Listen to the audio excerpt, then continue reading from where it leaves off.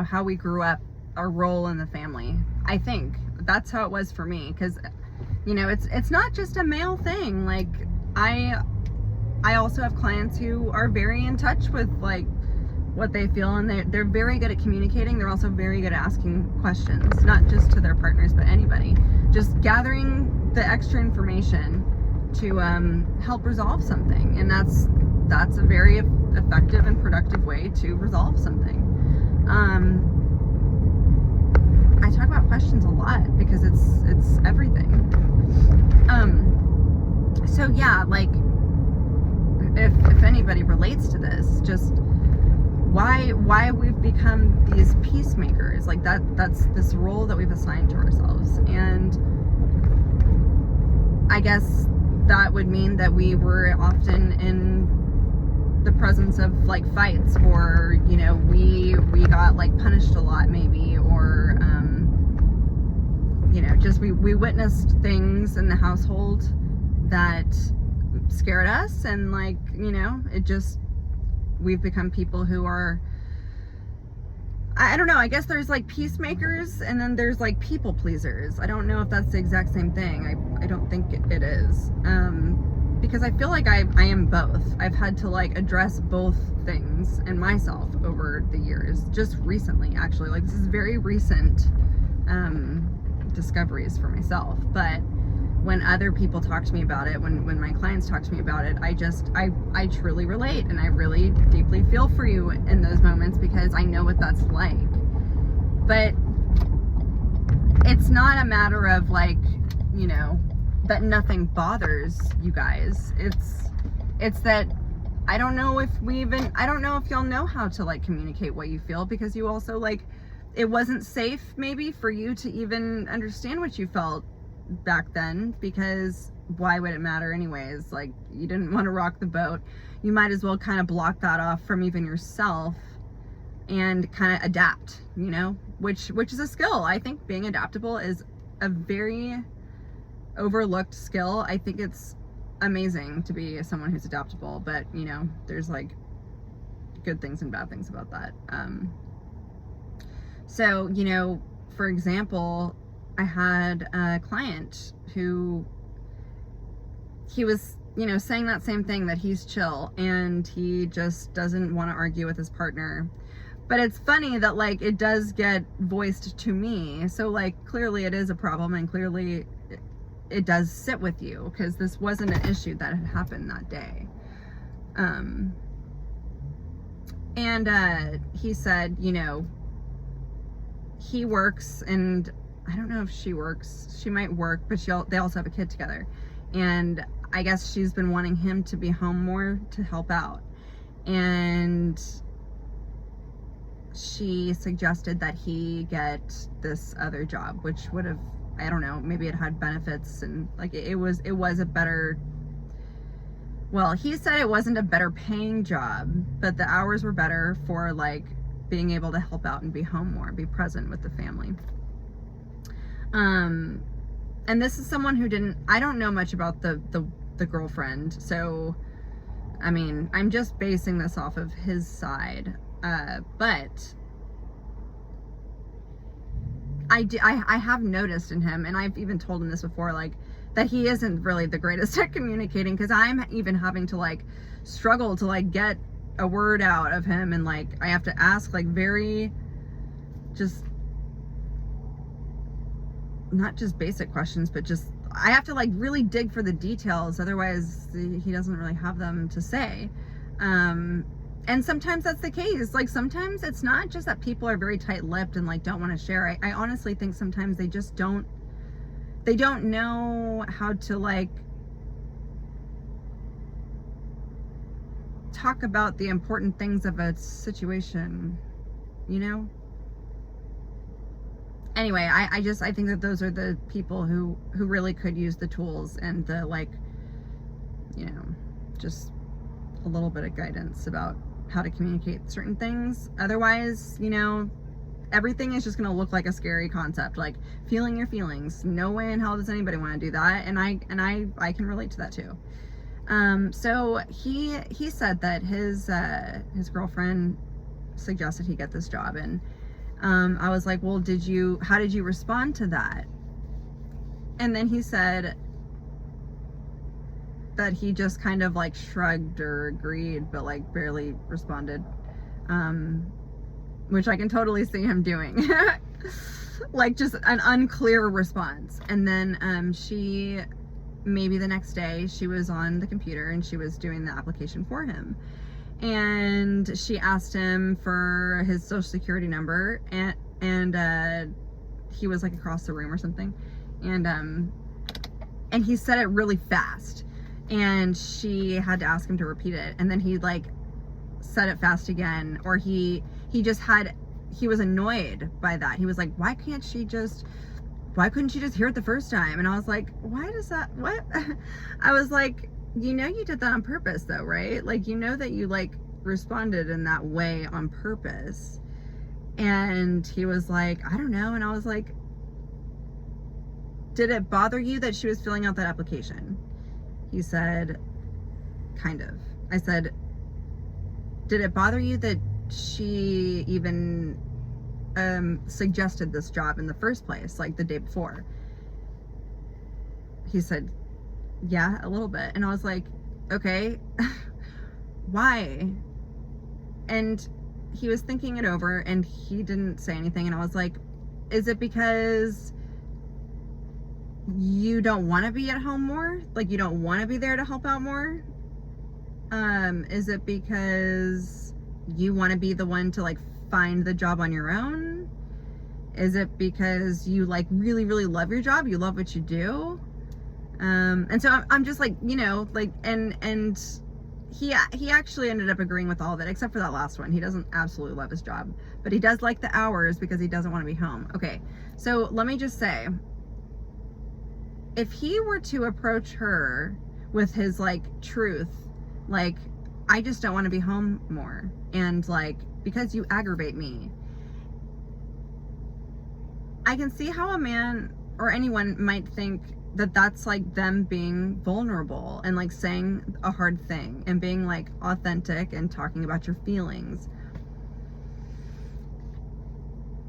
I don't think that that's vulnerable though, because that doesn't give enough information. It's not, you haven't uncovered it enough. Because, okay, well, why don't you want to be home more? Because she aggravates me. Well, how does she aggravate you? Because she looks for jobs for me. Why does that aggravate you? And you basically ask why. Like, I think there's like, if you ask yourself why like 3 to 5 times, you'll get to the bottom of it. And once you get to that very root of the last why, that is what you want to communicate.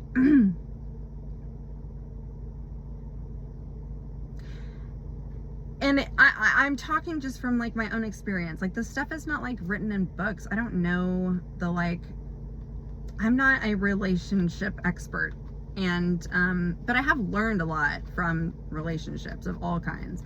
And I've learned a lot about men because I'm a hairstylist and I have all male clients and they tell me a lot of things. And it's very, very useful to hear the male perspective of things, because I realize every relationship has similar issues. It's just different. It doesn't sound and look the exact same, but we have all the same issues. Like, it's the feelings, the aggravation, the avoidance, the like uncomfortable communication, the miscommunication, someone feeling neglected, or like someone doesn't help out enough. And like it's all the same. We all deal with the same things.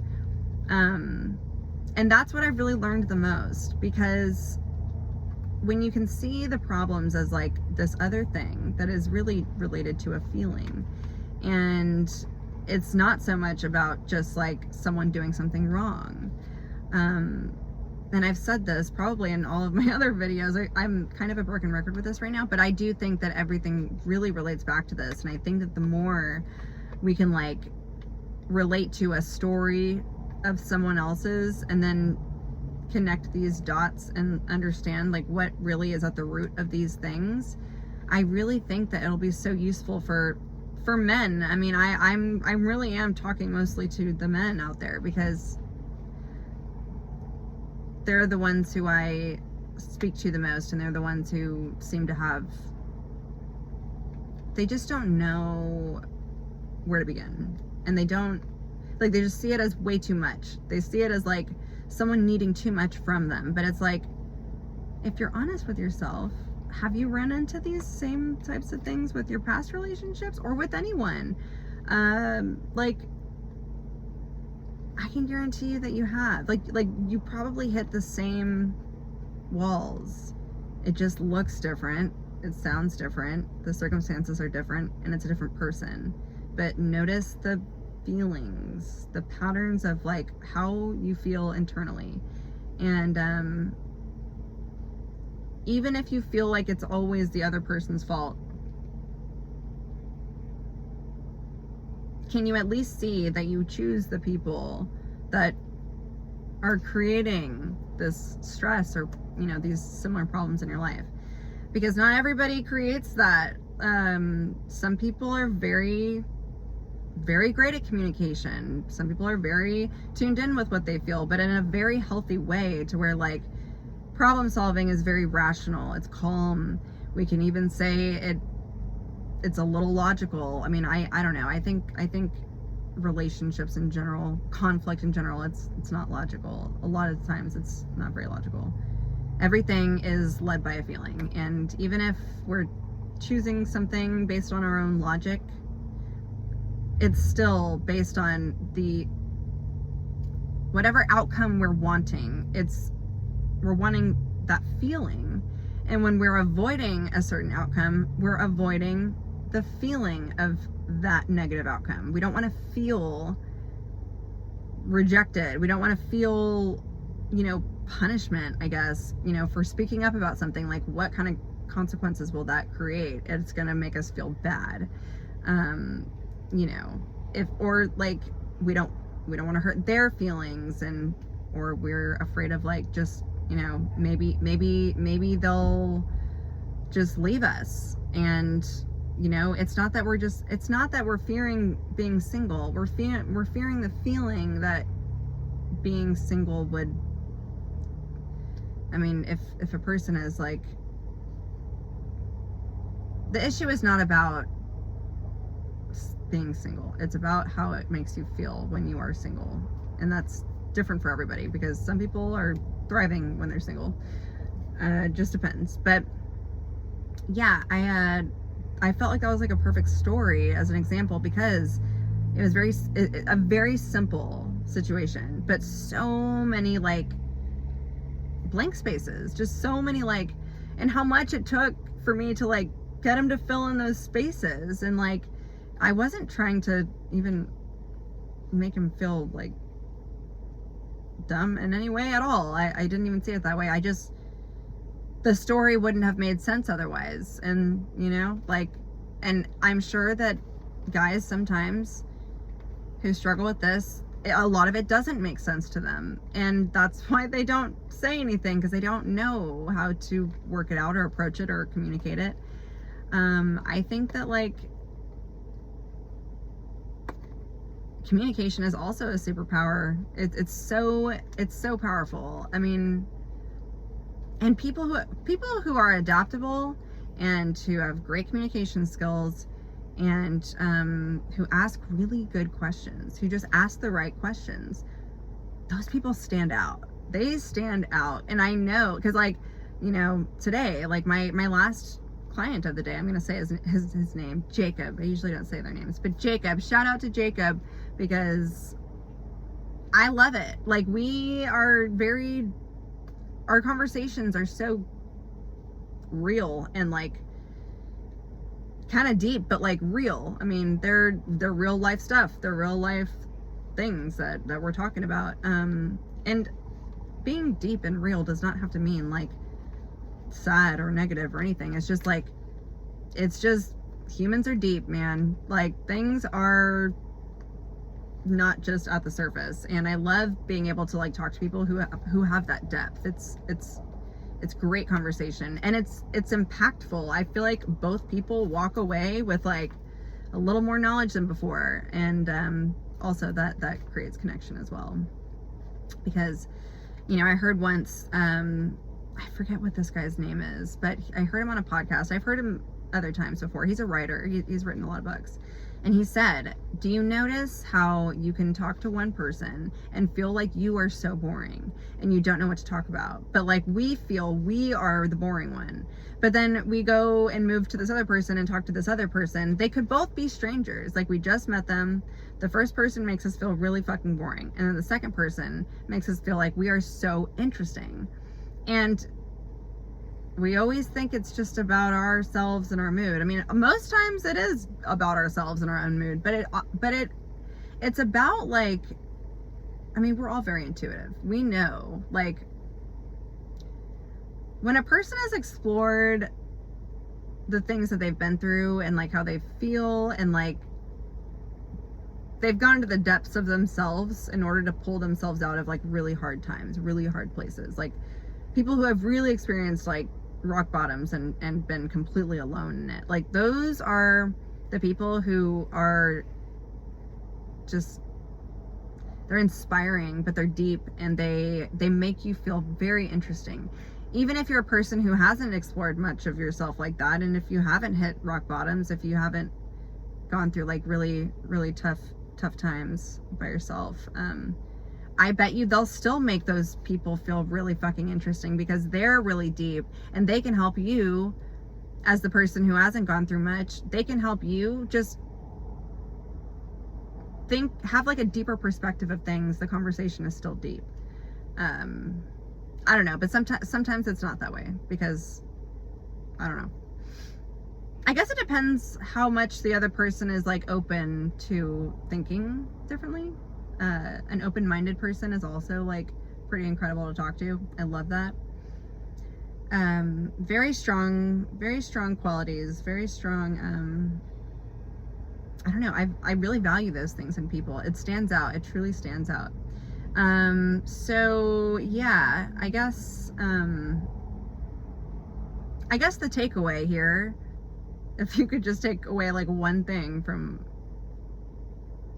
that story, maybe your first thing to pay attention to or to just start with is just ask yourself why at least 3 to 5 times until you get to the bottom of something. And that last answer to the why, communicate that the next time that you don't want to confront something, or if you're feeling like afraid of rocking the boat in any way. Try that approach. Try addressing the issue from that angle, from that route. Change your approach. Always change your approach, because how you change your approach will change how they respond. Anyone. Like, this isn't even in like romantic connections, just anyone. The best way to help anyone change that you're in a relationship with is to change yourself. Change your approach. And sometimes even that doesn't work, but if even that doesn't work, then like you might want to consider that it's not the right match anymore. I don't know.